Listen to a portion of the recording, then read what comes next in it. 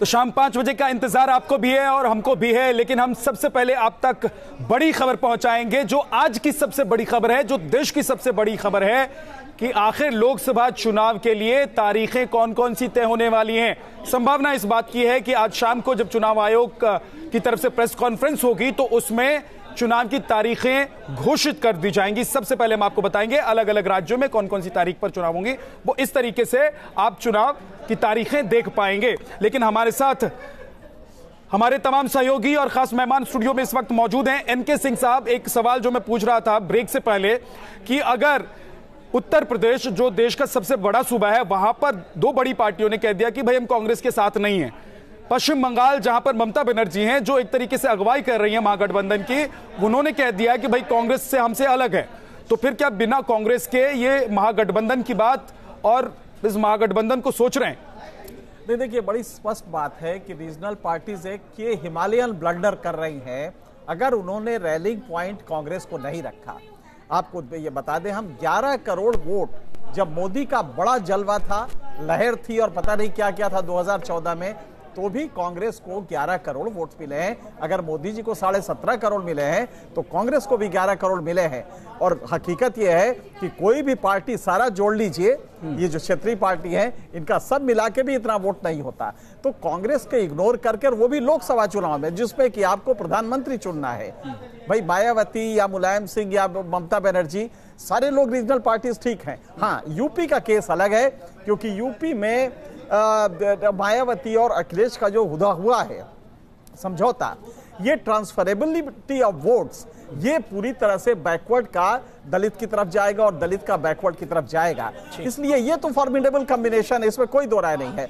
लेकिन यूपी को छोड़ दीजिए तो ये बहुत बड़ा ब्लंडर अपोजिशन कर रहा है, जो कि कांग्रेस को फलक्रम में न रख के और वो अपनी रोटी सेक रहा है। मेरे ख्याल से भारत के इतिहास में जब एनालाइज होगा तो शायद ये रीजनल पार्टीज का सबसे बड़ा ब्लंडर माना जाएगा कि कांग्रेस के साथ उन्होंने टाई अप करके एक स्ट्रॉन्ग अपोजिशन फ्रंट नहीं बनाया। जी, 1999 से 2019 तक यानी कि 20 साल, और इस 20 साल में क्या कुछ इस बार नया होने जा रहा है? क्या क्या बदल गया है? कौन कौन से चेहरे बदल गए हैं? कौन कौन से नेता चले गए हैं? और गठबंधन में कहां क्या जुड़ गया, टूट गया? ये तमाम दिलचस्प जानकारी आप न्यूज नेशन पर देखेंगे। इसलिए हम कह रहे हैं आपको कि लगातार इस बड़ी खबर के लिए आप हमारे साथ बने रहिए। तो अब की बार किसकी सरकार, कौन होगा देश का नया प्रधानमंत्री 2019 में? इसीलिए आज शाम 5 बजे चुनाव आयोग की तरफ से प्रेस कॉन्फ्रेंस बुलाई गई है, क्योंकि चुनाव की तारीखों का ऐलान आज ही हो सकता है। कितने चरण में लोकसभा के चुनाव होंगे ये आज तय हो सकता है। इसका ऐलान आज चुनाव आयोग की तरफ से कर दिया जाएगा। कौन कौन सी तारीख पर किस राज्य में चुनाव होंगे, आप इस तरीके से मेरे दोनों तरफ देख रहे हैं, अलग अलग राज्यों के नाम हैं और इन राज्यों के नाम के साथ जो अभी आप सून लिखा हुआ देख रहे हैं, वहां पर आपको तारीखें नजर आने लग जाएंगी जैसे ही तारीखों का ऐलान हो जाएगा। हमारे साथ तमाम खास मेहमान मौजूद हैं, हमारे तमाम सहयोगी देश के अलग अलग राज्यों में इस वक्त मौजूद हैं, जो आपको रिपोर्ट कर रहे हैं, आप तक रिपोर्ट पहुंचा रहे हैं। और साथ ही विज्ञान भवन दिल्ली, जहां पर शाम 5 बजे प्रेस कॉन्फ्रेंस होगी, वहां पर भी मेरे सहयोगी मौजूद हैं, वहां से भी वो तस्वीर दिखा रहे हैं और अपडेट्स दे रहे हैं। लेकिन इस वक्त कोलकाता चलते हैं, देवजानी चौबे मेरी सहयोगी वहां पर मौजूद हैं। देवजानी, पश्चिम बंगाल यानी कि ममता बनर्जी का गढ़, और इस बार बीजेपी वहां पर सेंध लगाना चाहती है, लेकिन यहां 42 में से 34 सीटें पिछली बार ममता बनर्जी ने जीत ली थी। इस बार भी वो एक महागठबंधन तैयार करने की कोशिश कर रही हैं।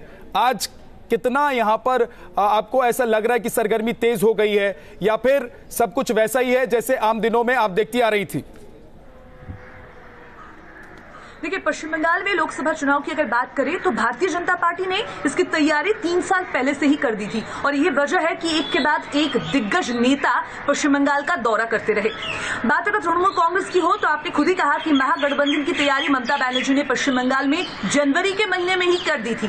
तो कहीं ना कहीं पार्टियां तैयार हो चुकी है। एक और लेफ्ट और कांग्रेस है, दोनों इस बार के चुनाव में एक साथ मिलकर चुनावी रणनीति तय कर रहे हैं। एक खास जानकारी हम आपको दे दें जो अभी अभी थोड़ी देर पहले हमारे पास पहुंची है कि शायद आज ही तृणमूल कांग्रेस अपनी कैंडिडेट्स की एक लिस्ट, एक प्राइमरी लिस्ट जो है आज पेश कर सकती है। तो ये बड़ी खबर है पश्चिम बंगाल के लिए। तो भारतीय जनता पार्टी के लिए बड़ा चैलेंज है पश्चिम बंगाल में, क्योंकि त्रिपुरा के बाद अब पश्चिम बंगाल उनका सबसे बड़ा टारगेट है।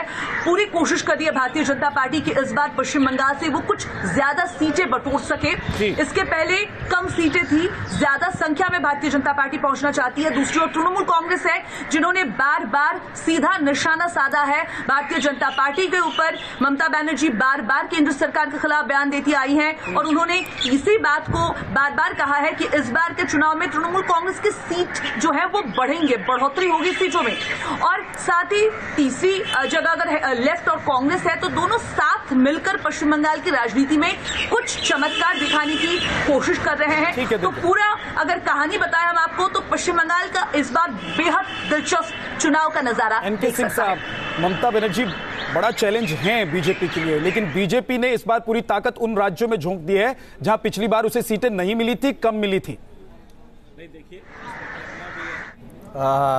कर्नाटक भी है और वेस्ट बंगाल भी है। ये वो एरियाज थे, खास करके केरला और वेस्ट बंगाल। इसमें बीजेपी एक ज़माने में 6% 7% तक वोट बेस आया था, लेकिन उसके बाद फिर कम हो गया। और इस समय पिछले करीब 5 साल पहले से लगातार वहाँ पे कोशिश हो रही है, और कोशिश का एक ही तरीका है। जैसे वहाँ पे अगर आप देखें तो संघ ज़बरदस्त केरला में अपनी पूरी शिद्दत से, और कई जाने संघ के कार्यकर्ताओं की गई, उधर से मार्क्सवादियों के कार्यकर्ताओं की भी गई। तो एक युद्ध चल रहा है, और सच पूछिए तो जानलेवा युद्ध है वो केरला में चल रहा है। वही वेस्ट बंगाल में है, मॉडल वही है, लेकिन ममता बनर्जी है, वहाँ पे लेफ्ट है, यहाँ पे ममता बनर्जी है। तो ममता बनर्जी को एक फोर्स, काउंटर फोर्स बहुत पावरफुल मिला है, इसमें कोई दो राय नहीं। लेकिन मैं आज भी मानता हूं कि बीजेपी सीटों के टर्म्स में अभी बहुत ज्यादा नहीं निकाल पाएगी। 3-4 सीटें अगर आ जाए तो बड़ी बात है, लेकिन सपोर्ट बेस काफी ज्यादा जाएगा। अब ये नुकसान किसको करेगा? जाहिर है ममता बनर्जी को ज्यादा नुकसान करेगा, लेकिन इस समय मार्क्सवादी इस हालत पे नहीं है कि वो बड़ा फोर्स बन पाए। लिहाजा अगर मार्क्सवादी कांग्रेस एक साथ लड़ते हैं तब तो कुछ होगा, लेकिन अगर बीजेपी बढ़ती है, मार्क्सवादी कांग्रेस बढ़ती है, उसमें ममता बनर्जी सीटें निकाल ले जाएंगी, क्योंकि ममता बनर्जी का वोट बेस अभी भी इन सारे के कंबाइन से भी ज्यादा है। ठीक है, रामचरण जोशी जी, ममता बनर्जी इनकार कर चुकी हैं कांग्रेस से गठबंधन के लिए। अच्छा, पहले जानकारी मिल रही है कि सर मैं अखिलेश यादव बोल रहे हैं, जरा सुन लेते हैं उनको, उसके बाद मैं लौट कर। लेकिन हमें खुशी है कि लखनऊ में मेट्रो चल रही है, लोगों को सुविधा मिलेगी। आने वाले समय में ये शहर में पूरी बन जाए, ये सरकार ध्यान नहीं दे रही है। ये सरकार तो केवल शिलान्यास कर रही है उस चीज़ का जिसका टेंडर तक नहीं हुआ है। लखनऊ की मेट्रो कैसे आगे बढ़ेगी उसके लिए भी कोई प्लान अभी तक सरकार ने नहीं बनाया। मुझे खुशी है कि मेट्रो में तमाम इंजीनियरों ने महत्वपूर्ण काम किया है। यहाँ के एमडी केशव कुमार ने तो बेहतरीन काम करके दिखाया, समय पे चीज़ें पूरी की हैं। जहाँ मेट्रो में इतने इंजीनियर्स काम कर रहे हैं, वहीं हज़ारों 10,000 से ज़्यादा लोगों को नौकरी मिली है सीधी।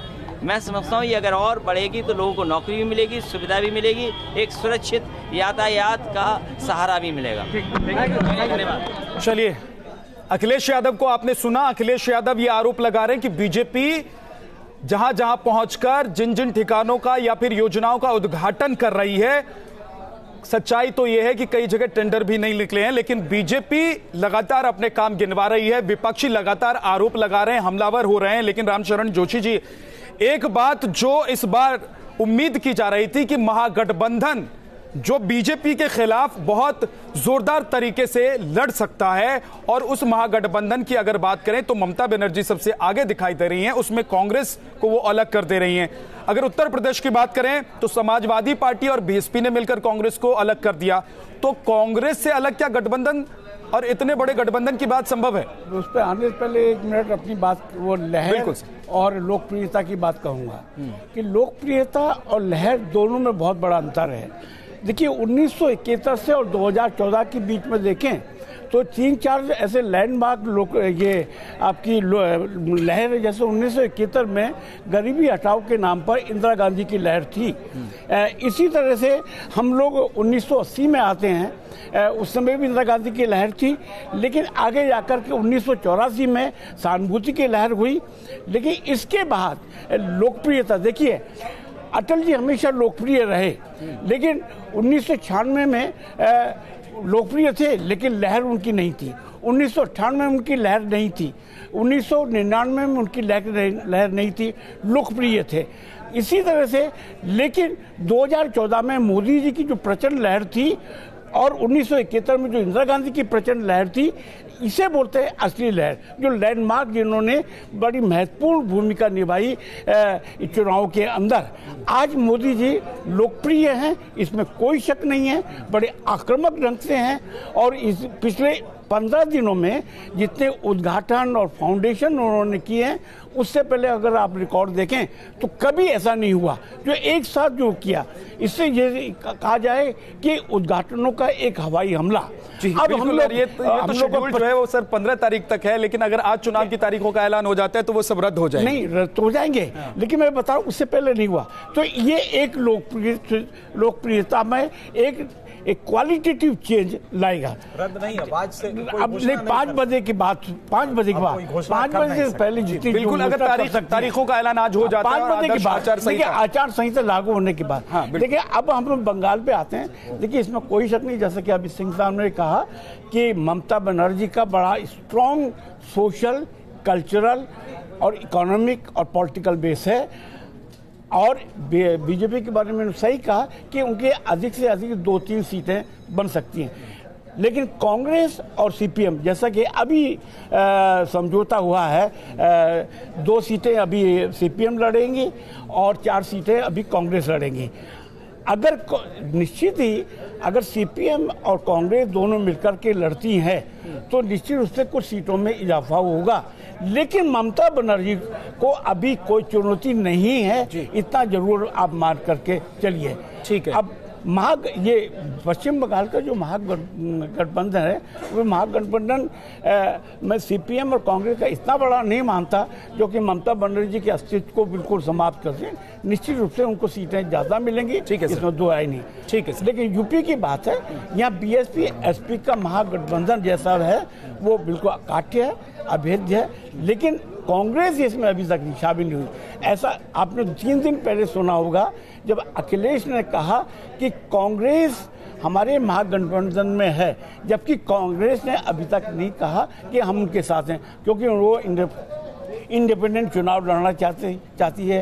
प्रियंका को ईस्टर्न दिल्ली, पूर्वी उत्तर प्रदेश दे दिया गया है, तो जाहिर है कि वो अपना कुछ करेगी। लेकिन अखिलेश का ये कहना 3 दिन पहले लखनऊ में कि कांग्रेस महागठबंधन में है, 2 सीटें हमने उनको दे दी, रायबरेली और लेकिन अगर जो अगुवाई कर रहे हैं, हाँ जी, जैसे ममता बनर्जी अगुवाई कर रही हैं, हाँ, तो वो भी कह चुकी है भाई कि हमारे गठबंधन में कांग्रेस नहीं है।